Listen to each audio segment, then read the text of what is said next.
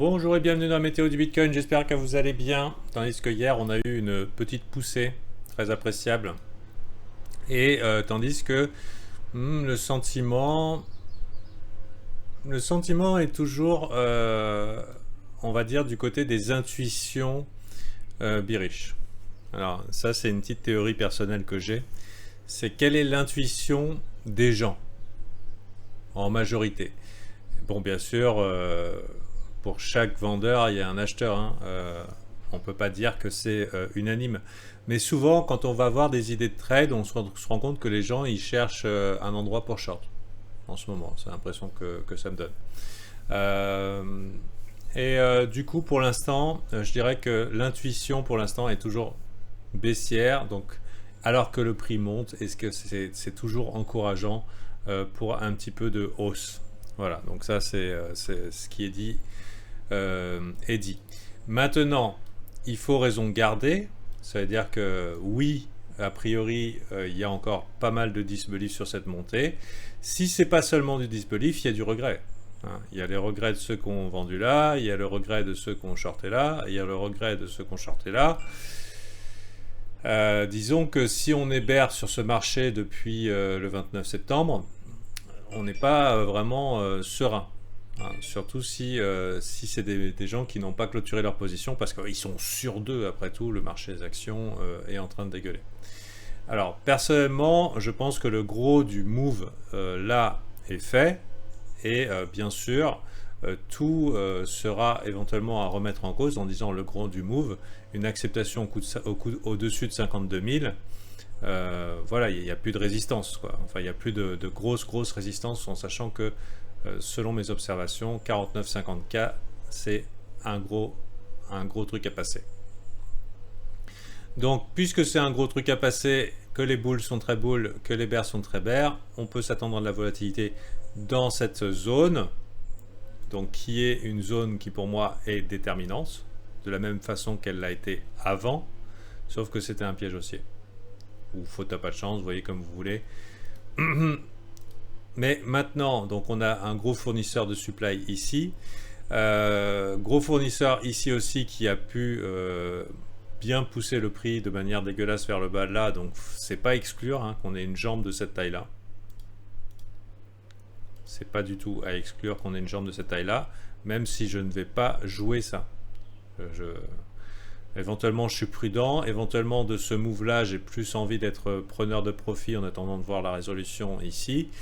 Mais c'est pas exclure qu'on ait une deuxième jambe. Est-ce que ça peut arriver jusque-là? En fait, je pense qu'il n'y a quasiment aucune chance. Enfin, aucune chance si on est bien dans un marché bull qui est en train d'essayer de nous faire un troisième trimestre bullish et qui est en train d'essayer de tenter la reconquête de la TH. Est-ce qu'il y arrivera, est-ce qu'il n'y arrivera pas? On verra. Pour qu'il y arrive, il faut qu'il y ait la carotte de l'ETF. Il faut qu'il y ait l'ETF. Et probablement, c'est ce que le marché est en train de pricer pour cette fin d'année. Donc là, par exemple, si les bulls peinaient... Donc les bulls, c'est ceux qui visent à la hausse. Il y a des gens qui me disent, c'est quoi bullish, c'est quoi bearish? Bull, c'est les taureaux. Avec leurs cornes, ils vont comme ça, donc vers le haut. Et bear, c'est les ours. Avec les pattes, ils vont vers le bas. C'est une... iconographie liée au trading. Comme ça, si vous ne le savez pas, vous le saurez.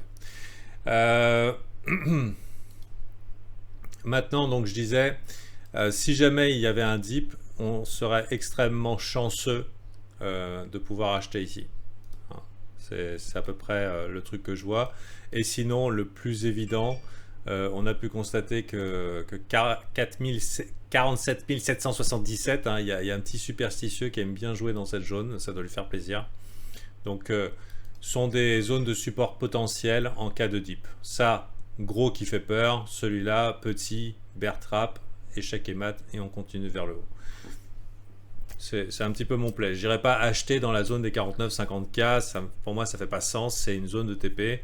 Ça a été une zone de TP pour des gros poissons avant, ça l'est encore. Pour sûr, si on regarde le funding, il est en train de passer négatif, donc les gens sont bearish. Ça peut monter, mais si vous achetez là, vous achetez une zone de volatilité et vous achetez une zone 2 TP pour beaucoup. Voilà. Donc, à voir maintenant, c'est comment on va traverser là-dedans. La meilleure chose qu'on pourrait faire pour que ça soit bullish, c'est d'y aller doucement. C'est-à-dire que les bears se fassent déborder. Donc, éventuellement, ça pourrait être envisageable. Et dans ce cas-là, bah, tant mieux. Tant mieux. Et bien sûr, on peut s'attendre à une news qui fasse péter ça vers le haut. Mais pour l'instant, bon, ça, vous savez, ça coûte rien de regarder.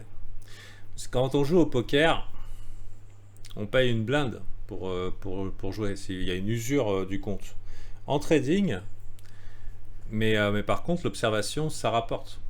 Observation, regardez ce que les autres font, regardez quel est leur type de jeu, ça rapporte. Et ben en trading, ça ne coûte rien d'observer. Sauf que les gens veulent pas observer. Ils veulent la plupart du temps être dans un trade. Et autant il y a par exemple des plays comme c'était vendredi, qui était haute probabilité, que j'ai donné à peu près comment ça allait se passer.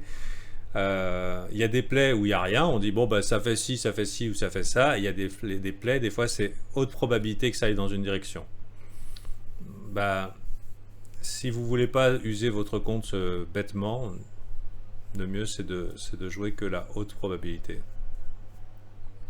Et ne pas perdre votre temps en tant qu'observateur, puisque c'est parce qu'il y a beaucoup à apprendre. C'est valuable comme on dit. Bon, en tout cas, c'est tout pour aujourd'hui. On est dans une zone clé, probablement turbulence, la direction. C'est certainement pas moi qui vais la donner, même si pour l'instant il y a encore de l'intuition baissière. Le problème, c'est que même s'il y a une intuition baissière, ouais, mais s'il y a une intuition baissière, si les mecs qui sont en déni, ça va monter forcément. Bah non, pas forcément. Ça peut très bien faire ça et ça. On est dans une zone.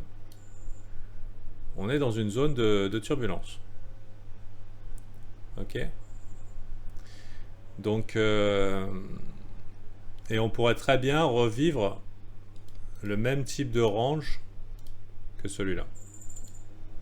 Donc, c'est complètement cohérent, c'est totalement dans les bacs. Donc, moi j'aimerais bien up only, mais je m'attends au moins à un petit dip dans la journée, même s'il y a une petite montée, je m'attends à un petit dip. Bien sûr, on n'est pas des prévisionneurs de futur, enfin, des prédicteurs. On risque ses sous. Donc ça coûte cher hein, quand tu es trader de dire où ça va, enfin de penser où ça va. Si tu gagnes, tu gagnes. Si tu perds, next. Allez, bonne journée. Si vous voulez être VIP, si vous voulez avoir de la meilleure qualité et encore plus longtemps, puisque tous les jours depuis maintenant presque 3 ans, je parle plus d'une heure hein, aux membres VIP. Donc si en 8 minutes vous avez trouvé votre compte, sachez qu'en 1 heure, avec le temps, vous aurez de quoi tirer votre épingle du jeu. Et déjà survivre des deux côtés de la vague. Alors vous avez connu le beau côté de la vague, celui haussier, hein, celui où être irresponsable payait. Quand je dis irresponsable, ça veut dire gestion du risque, pourquoi faire? Ça ne peut que monter. Donc, et maintenant, vous commencez, enfin pour beaucoup, ce marché commence à avoir du PTSD, donc des syndromes post-traumatiques, parce que, il lui a fait des petits coups de salaud. Donc, syndrome post-traumatique, ok, vous êtes encore là, vous avez encore du capital, réjouissez-vous. Cela dit, vous n'avez pas connu 18 mois de bear market. Et selon 18 mois de bear market, il y en a en 2 coups, ils meurent. Quand je dis en 2 coups, ils meurent, je parle de tous les dégénérés qui prennent des longues super forts, super risqués. Ils ont atteint, ils se refont sur le deuxième. Bear market, c'est 2 d'affilée, clac, 2 coups sur la nuque, merci, au revoir. Rendez-vous dans 4 ans. Donc vous ne mettez pas en situation de ruine. Tant qu'on n'a pas passé la TH, malheureusement, on est au cœur d'un range et au milieu du range, malheureusement, ça peut aller n'importe où. Quelle que soit la force de vos convictions, d'espoir et tout, en disant « mais j'en étais sûr, c'était obligé ». Non, on ne sait pas. Et même si on faisait ATH, ça serait haute probabilité que ça continue, mais il n'y a jamais rien de garanti en fait, vous savez. Il n'y a jamais rien de garanti. Par exemple, Facebook. les actionnaires de Facebook. Est-ce que vous pensiez que hier, c'était comme par hasard, pendant que le prix se crache, une panne au niveau des noms de domaine, WhatsApp et machin et tout. Tout peut arriver. Donc voilà, tout peut arriver. Bonne journée à vous.